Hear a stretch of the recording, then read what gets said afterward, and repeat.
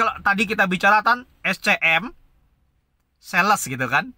Jadi kalau kita potong tadi bisnis proses, itu setelah dari data analitik, SCM, pabrik gitu kan, atau prinsipal.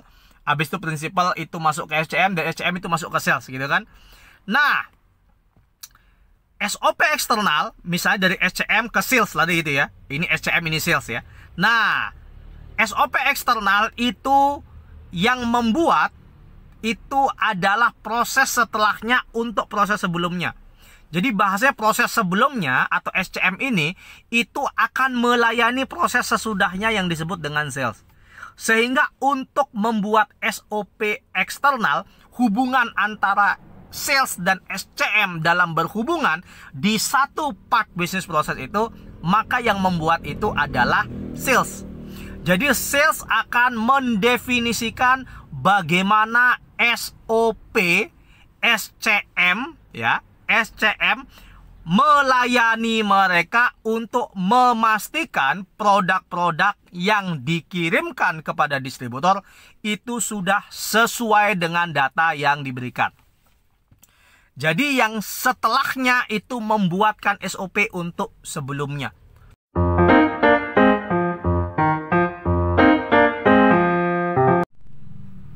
Halo bos, ketemu lagi dengan saya di sesi Coach Rama berbagi strategi. Oke bos, pada pertemuan kali ini kita akan membahas sebuah strategi manajemen yang dimana ini sering sekali dilupakan ketika kita sedang menjalankan day to day atau daily routine manajemen kita. Tema kita kali ini itu adalah bisnis atau manajemen tanpa SOP. Oke, ada nggak sih seperti itu gitu kan pertanyaannya? Jawabannya adalah ada bos. Jadi yang dikatakan bisnis atau manajemen tanpa SOP itu adalah bisnis atau manajemen yang memang tidak punya SOP atau punya SOP tapi tidak pernah diperbaruin sekitar 1, 2, 3, 5 bahkan 10 tahun. Luar biasa ya. Jadi inilah yang akan kita bahas sekarang, bisnis tanpa SOP. Nah, kita akan masuk yang pertama. SOP itu makanan apa sih sebenarnya gitu kan? Oke, kalau kita bicara tentang SOP bos, atau kepanjangan dari Standard Operational Procedure. Jadi SOP itu adalah prosedur hubungan dalam bekerja. Jadi bagaimana prosedural hubungan kerja di dalam departemen atau antar departemen sehingga roda organisasi ini dapat berjalan dengan dinamis, dengan efektif, dan dengan efisien. Sehingga kalau kita bicara bisnis atau manajemen tanpa SOP atau SOP-nya tidak pernah diperbaruin minimal setahun, 2 tahun, 3 tahun, atau 5 tahun sekali, maka itu dapat dikatakan sebagai bisnis tanpa SOP. Oke? Nah, SOP itu ada berapa gitu kan? SOP itu jenisnya ada 2 bos. Jadi yang pertama itu adalah SOP eksternal. SOP eksternal itu adalah SOP atau prosedur yang mengatur hubungan antar departemen. Contoh kalau kita bicara tentang bisnis fast moving consumer good gitu ya. Yang namanya SOP eksternal itu adalah hubungan antara departemen sales dengan departemen supply chain management. Hubungan departemen supply chain management dengan departemen finance. Hubungan departemen sales dengan finance. Hubungan supply chain dengan information system. Dan hubungan-hubungan yang lain di antara departemen. Nah, ini harus diatur sehingga setiap departemen mengetahui pelayanan apa yang harus mereka berikan kepada departemen yang bersangkutan. Nah, kemudian berikutnya ada SOP internal, bos. SOP internal itu adalah SOP yang mengatur prosedur tentang bagaimana aktivitas internal itu dijalankan. Contoh, kalau kita bicara FMCG masih ya. Kalau kita bicara tentang SOP internal, salah satunya adalah SOP di dalam supply chain management tentang varian produk yang akan dikirim kepada customer. Nah, itu harus ada SOP-nya, bos. Karena kalau kita bicara tentang varian produk yang akan dikirim, itu bukan produk yang diminta sekarang dikirim sekarang, bukan, bos. Jadi ketika kita bicara tentang varian produk yang akan dikirim, itu kita berbicara tentang estimasi ya. Estimasi 3 bulan yang akan kita berikan kepada prinsipal. Kemudian estimasi itulah yang digunakan untuk mengirim produk kepada customer. Harapannya adalah estimasi itu dapat membantu customer untuk memperlancar jualan mereka berdasarkan tren penjualan yang didapatkan dari lini sales.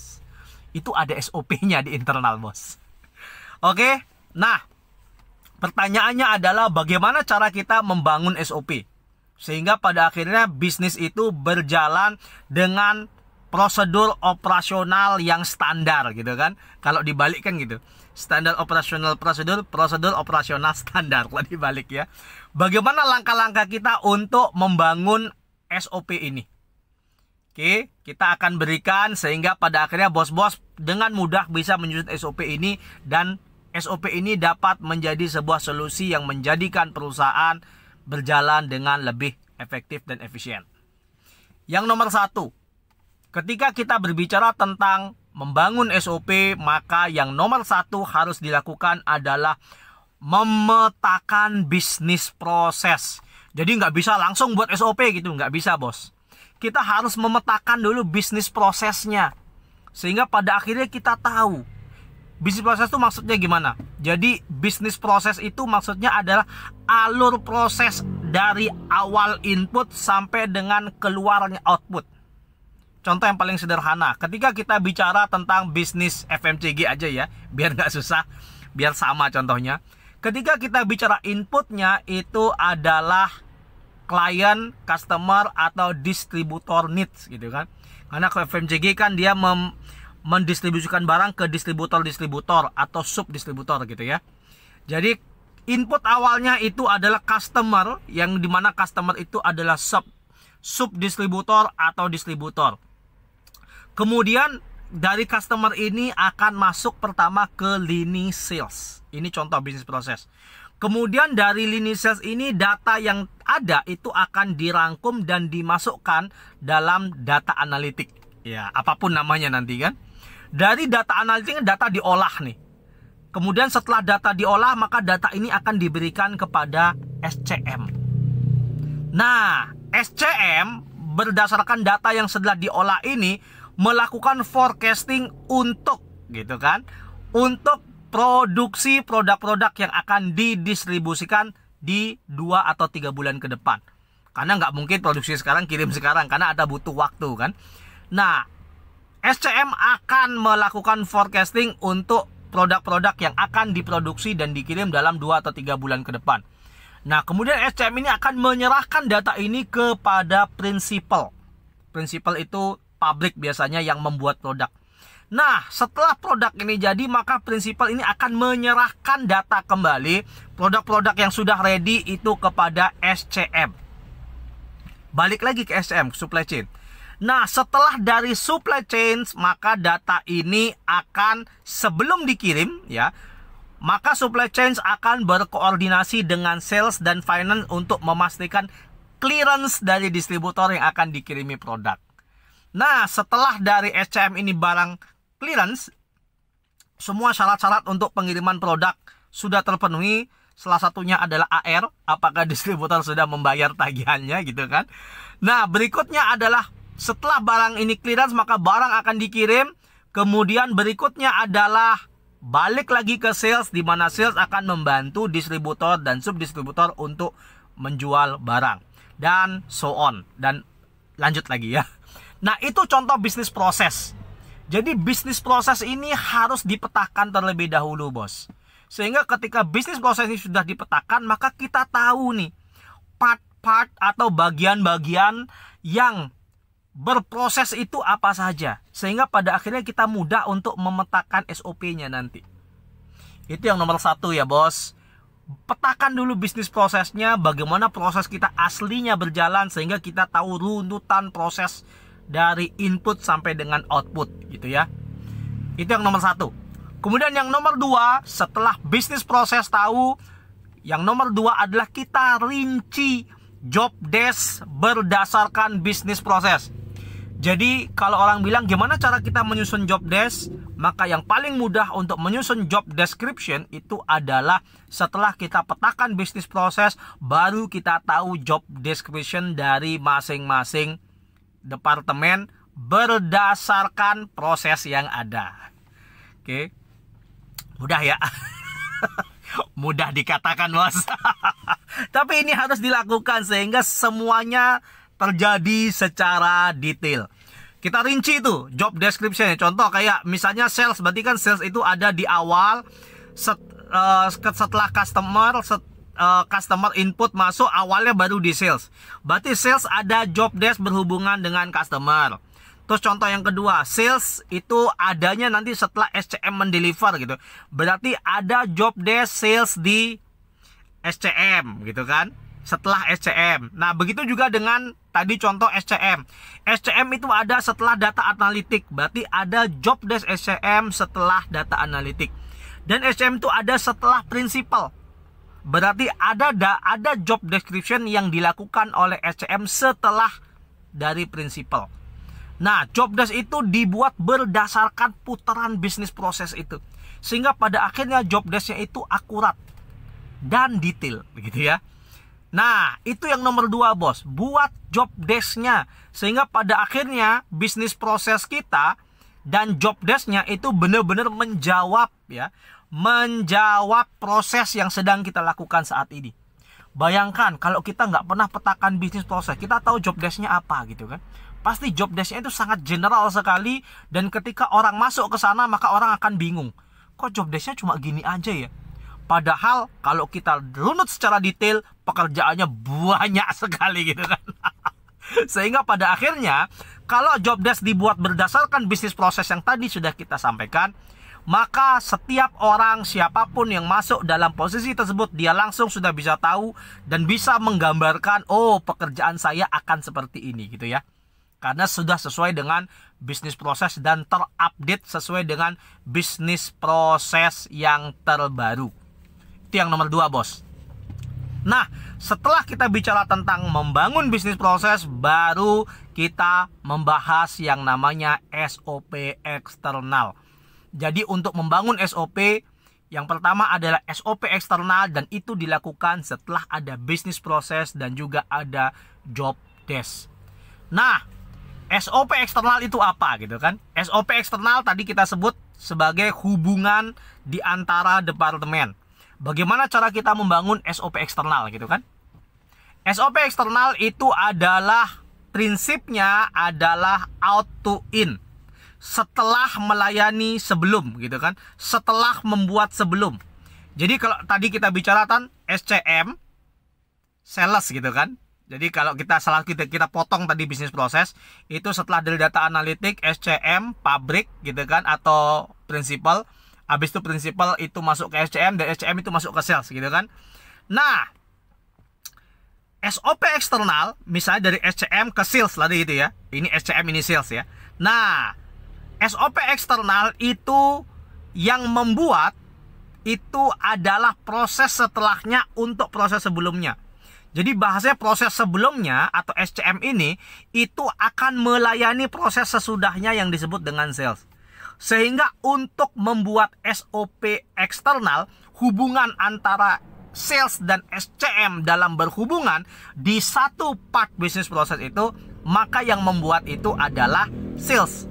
Jadi sales akan mendefinisikan bagaimana SOP SCM ya, SCM melayani mereka untuk memastikan produk-produk yang dikirimkan kepada distributor itu sudah sesuai dengan data yang diberikan.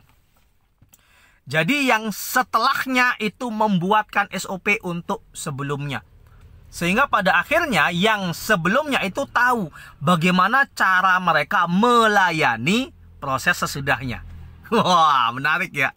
Jadi itu SOP untuk eksternal. Sehingga misalnya kayak saya sales, maka saya akan membuatkan SOP SCM dalam hal delivery produk. Nah, SOP SCM dalam hal varian produk. SOP SCM dalam hal waktu pengiriman produk. Nah, jadi saya yang akan buatkan SCM SOP yang berhubungan dengan bagaimana saya dimudahkan dalam bekerja gitu. Oke.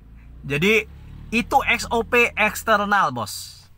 Nah, berikutnya setelah SOP eksternal itu sudah dibuat, proses yang sesudahnya menggunakan atau membuat SOP untuk proses sebelumnya. Nah, ini sudah clear kan? Semua sudah clear, yang sesudah membuatkan untuk yang sebelum, yang sesudah membuatkan untuk yang sebelum. Maka berikutnya kita masuk kepada yang nomor 4, itu baru kita menyusun SOP internal. Nah, SOP internal itu dibuat berdasarkan requirement dari SOP eksternal. Jadi turunannya seperti itu, Bos. Sehingga ketika kita membuat SOP internal, kita tahu nih, oke, berarti setelah kita mengetahui layanan apa saja yang wajib kita berikan kepada proses setelah kita, berarti kita sudah punya list tuh. Apa saja requirement yang dibutuhkan atau needs atau demand yang dibutuhkan di internal kita. Nah, setelah kita tahu, maka baru kita buatkan bagaimana internal melakukan ya proses sehingga layanan kepada proses sesudahnya itu dapat tercapai dengan baik.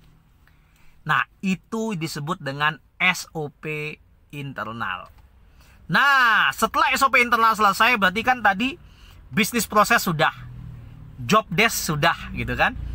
SOP eksternal sudah, SOP internal sudah. Apakah sudah selesai, Bos? Belum, masih ada yang terakhir. Yang terakhir itu adalah komitmen bersama. Setelah semuanya disusun dengan selesai, dengan rapi, dengan detail, dan dengan jumlah yang tepat, maka langsung diadakan rapat bersama, atau tidak usah rapat bersama juga tidak apa-apa.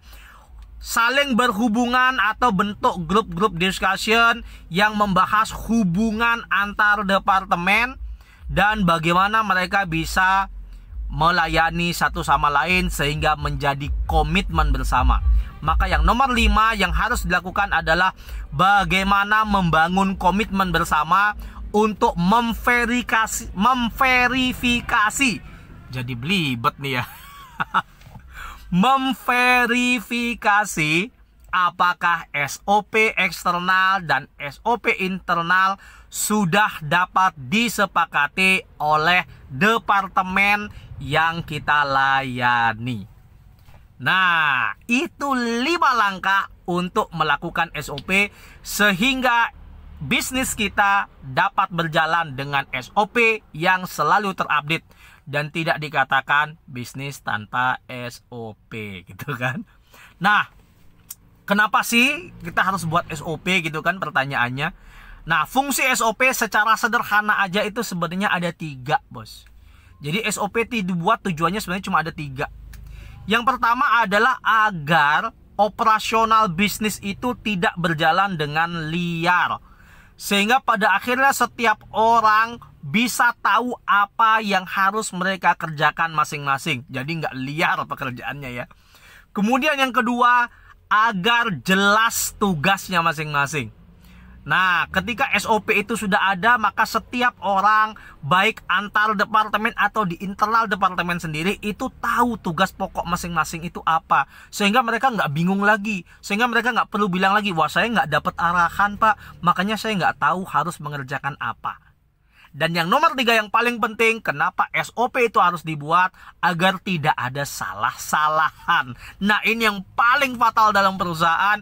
Pada akhirnya teman jadi musuh, atau pada akhirnya bisa menjadi musuh dalam selimut, atau yang paling luar biasa, yang paling sering saya temukan dalam bisnis itu adalah terjadi perang dingin. Perang dingin maksudnya gimana, bos? Di luar terlihat akrab, terlihat makan bareng, terlihat ketawa-ketawa, padahal di belakang itu perang dingin. Saya nggak mau bantu dia, nggak sudi saya bantu dia. Dia aja nggak mau bantu saya. Sehingga karena salah-salahan, maka yang terjadi adalah perang dingin. Oke bos semua. Jadi pastikan ketika bos-bos menjalankan bisnis atau menjalankan operational management di posisi apapun, pastikan bos-bos selalu memiliki SOP dan update SOP tersebut sehingga tidak menjadi bisnis tanpa SOP. Oke bos, terima kasih. Semoga menjadi manfaat. Ingat subscribe ya bos, agar selalu mendapatkan update terbaru tentang strategi bisnis, manajemen, dan karir bersama saya. Semoga bermanfaat, tetap smart dalam bekerja, dan sampai jumpa lagi bos.